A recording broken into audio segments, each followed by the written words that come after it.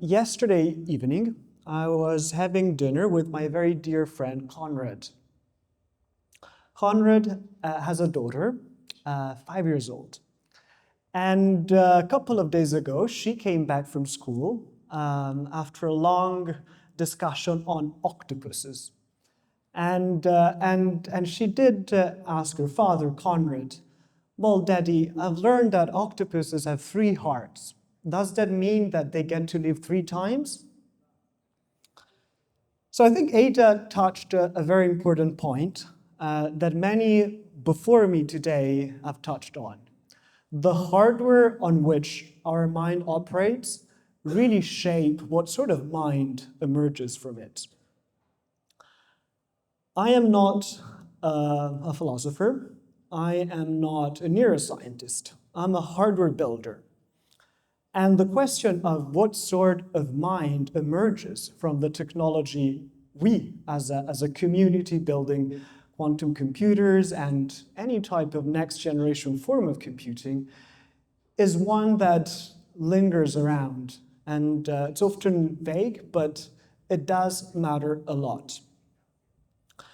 To me, the reference point to think about these questions of what consciousness mind emerges from the hardware is a book on octopuses.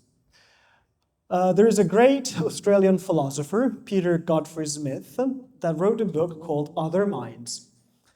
In Other Minds, he explores this interesting animal that 600 million years ago, when planet Earth was still essentially a big ice ball, diverged from the human tree. And by looking at the parallels between the octopus mind and the human mind, is tries to understand a bit more how consciousness emerges. Octopuses are very interesting animals. Like 2/3 of their brain is not in their head; it's distributed along their body, and this causes interesting phenomena to occur. So they don't have a centralized self, and the different arms of the octopus have kind of little personalities of their own. They can even, disagree on what to do and have little disagreements about different arms. So these interesting facts about octopuses are very relevant for us building new computing technologies that, in particular, if you're building quantum computers, you have a whole sort of new effect from which other minds will be able to emerge. Let me give you some examples. Number one, in the quantum world, you cannot copy information.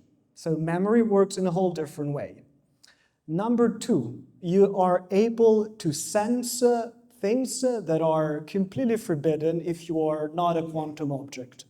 Third, there are things that you can learn that will be impossible to learn if you are not a quantum computer. What kind of mind emerges out of those traits? I have absolutely no idea. But there is another final thing about octopuses that I think is very relevant.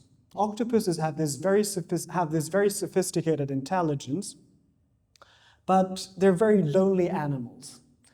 For reasons we really don't understand, they have close to 0 social interactions, even if they have an immense power of communication. So their body is almost as high of a definition as one of these screens. It's just a perfect streaming device. Why are they solitary? We have no idea.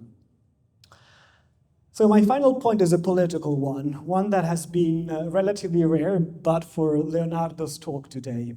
As we build technology, we should have in mind, what do we want to do with this technology? And us, community building the future of computing, should make sure that the hardware of the future is capable of implementing things like photonic love. Thank you very much.